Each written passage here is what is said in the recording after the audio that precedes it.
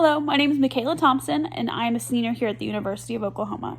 So I would like to discuss what measures were actually effective at helping small businesses survive and get back to thriving during the COVID-19 pandemic.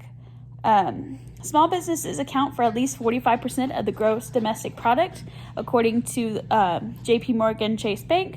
And they also support community needs. They generally pay a living wage, and they honestly are what keep our economy going. So if without small businesses and we just relied on large businesses, there would never be any kind of things that become big businesses. So this is what you kind of see in Germany right now, is because they kind of helped these big businesses stay in business, and they became state sponsored, so nobody feels like they should be innovative and create new products, new businesses that essentially bring talent to Germany, or in this case, the United States. So many small businesses did die during the pandemic, and if they become extinct as a whole, the middle class in this country will absolutely disappear. Without a thriving middle class, the U.S. will not be able to sustain itself to pay back its debts, and quite frankly, it becomes a humanitarian issue. Poverty sucks.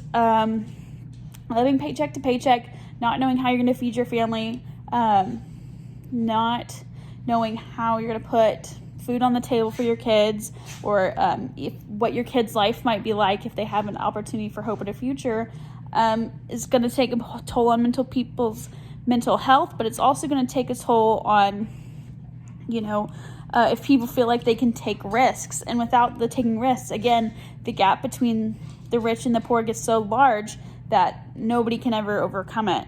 And that's part of the biggest theory of the American dream, is that you can, through hard work, become very successful. So there's a large stake in this for all Americans.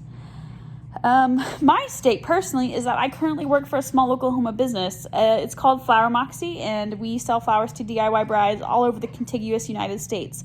But when weddings were canceled, we had to employ measures to be able to survive the pandemic. So I'd like to understand what those were and which ones were successful and which ones did not help at all, so we know how to give our small businesses a boost when bad things happen. But also, when we boost our small businesses, our economy as a whole has a chance to recover, and we can help those 45% of the GDP and the people who are employed in this country get back on their feet as well. I also love local restaurants and food. I feel like eating at a chain is not the same as eating something totally unique and that you can't find anywhere else. And I would hate to see our state and our town become a wasteland of chain restaurants and outlet malls. The U.S. SBA offers many programs that sustain small businesses, but still some of them died. So I'd like to analyze essentially what worked, what kept business owners from either using these programs or from using them effectively enough to save their business, and what we can do in the future to promote survival and the ability to thrive for these businesses.